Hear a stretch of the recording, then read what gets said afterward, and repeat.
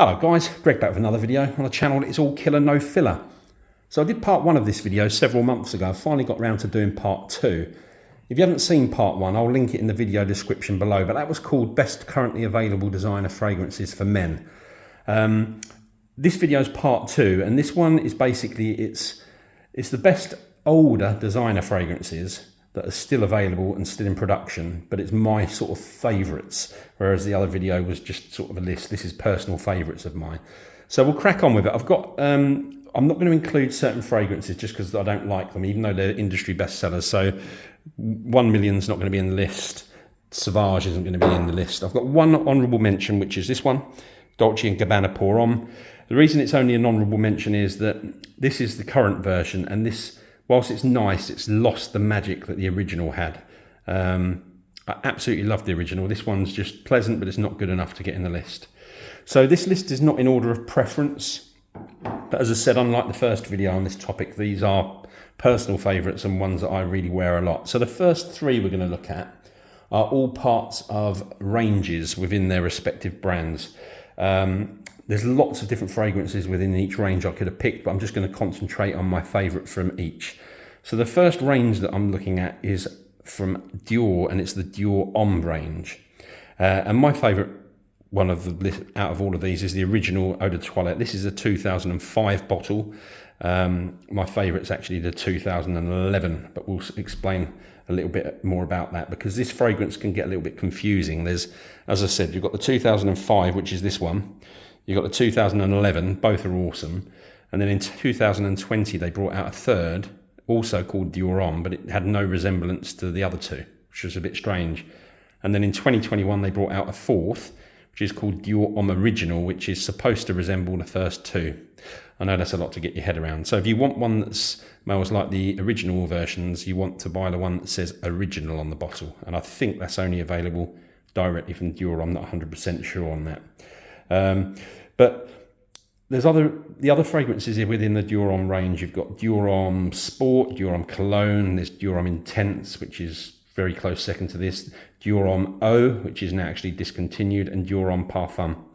All of them are fantastic, but this one's the king for me. And if you don't know already, and I'm sure you do if you're watching this video, this is predominantly an iris-based fragrance, and it's got that iris that people describe as smelling like a lady's handbag or lipstick.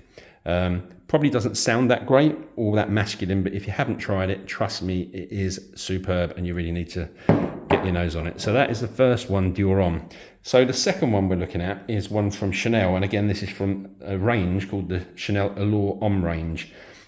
You've got Allure Homme Sport, Allure Homme Sport Eau Extrême, Allure Homme Sport Cologne, Allure Homme Edition Blanche, and there's a new, or 2024 released, which is a new take on Allure Homme Sport, and it's called, I believe it's called Allure Homme Sport Super Leggera, I think. I haven't tried that one, but my favourite is the OG, the original Allure Homme.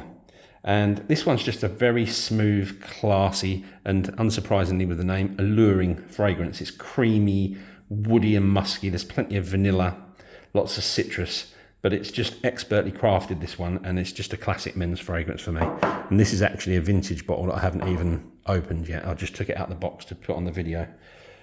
So another Chanel now, and again from a range. This is from the Bleu de Chanel range, and this is the original EDT. Now, Bleu de Chanel has a EDP and a Parfum.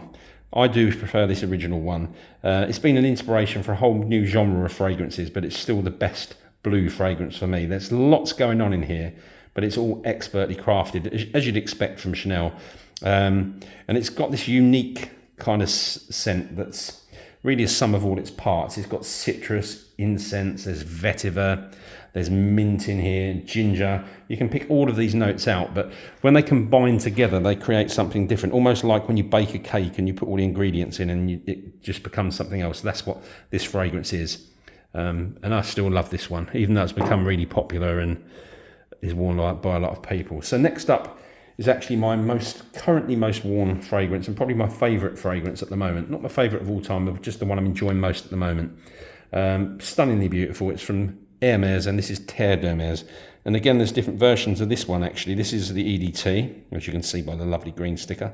There's a pure perfume version and a recently released Eau de Parfum Intense. I love this one. This one just works for me. It's just a little bit lighter and fresher, more enjoyable. Smells like a very classy, mature guy to me. It's orange, vetiver, musk, and it's combined with cedar, pepper, and some vanilla.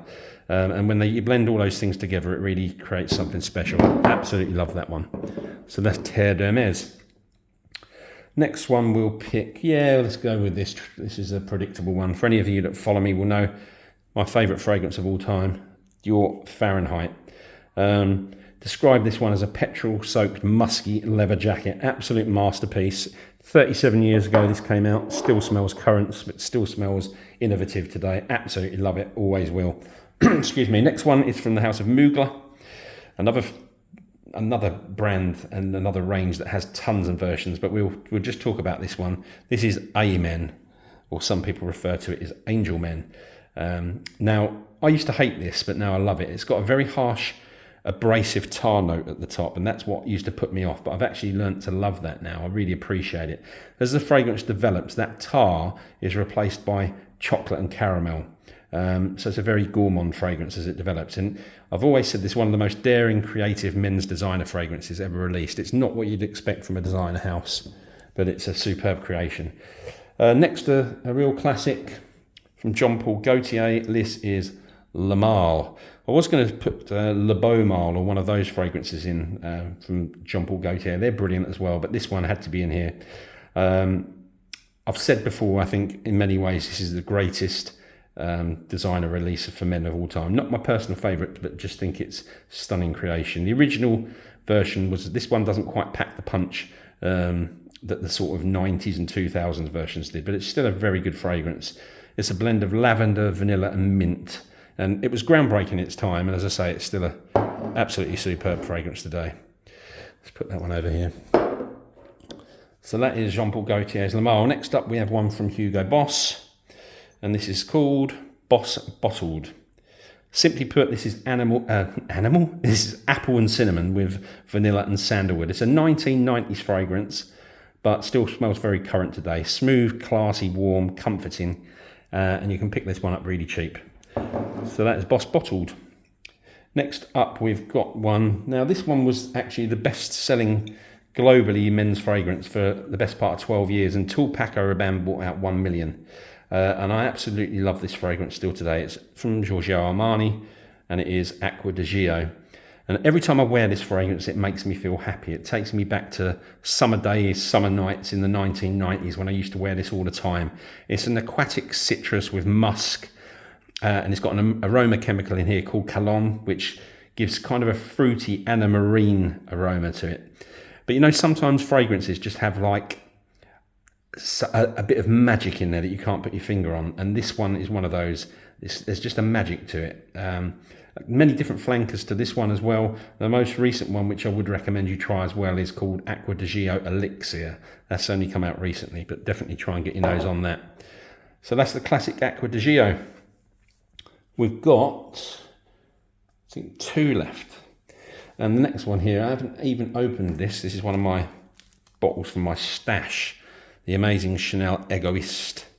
And I've done a full review on this one. I'm going to leave a link in the video description below. Rather than try and sum this up in a few sentences, I'll leave a link below. It's back sort of 12 years ago I did the review, but it's still, my opinion of it's still the same. So I'll leave that there for any of you guys that are interested. So that's Chanel Egoiste.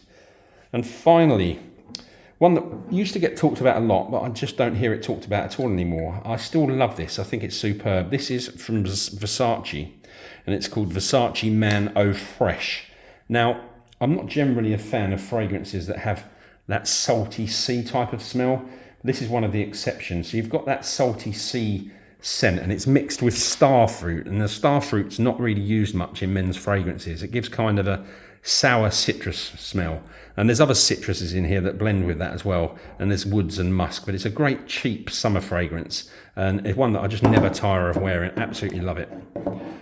So there you go, that's my favourite, my list of favourite men's designer fragrances that are still in production. It's not a definitive list, as I said, and also because some of my favourites were featured in another recent video. I say recent, it was about 8 months ago, but that was called Best Designer Fragrances for Men of All Time, and I didn't want to duplicate it, so that's why I've mixed them up. I'll also put a link for that video in the description as well. But as always, guys, thanks for watching. Please leave a comment, give a thumbs up, hit the notification bell so that you get notified when we upload any new videos. And if you're not subscribed to the channel and you enjoyed the video, please do subscribe.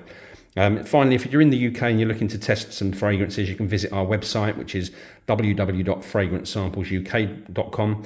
We won't always have all of the fragrances that are featured in the videos. That's not what the videos are about. For example, we don't stock Dior, Chanel or Versace, which are all featured in today's video. But we do have over 1,200 fragrances available to sample in various sizes. So if you're interested, check us out. Thanks again, guys. See you all soon with another video. Cheers.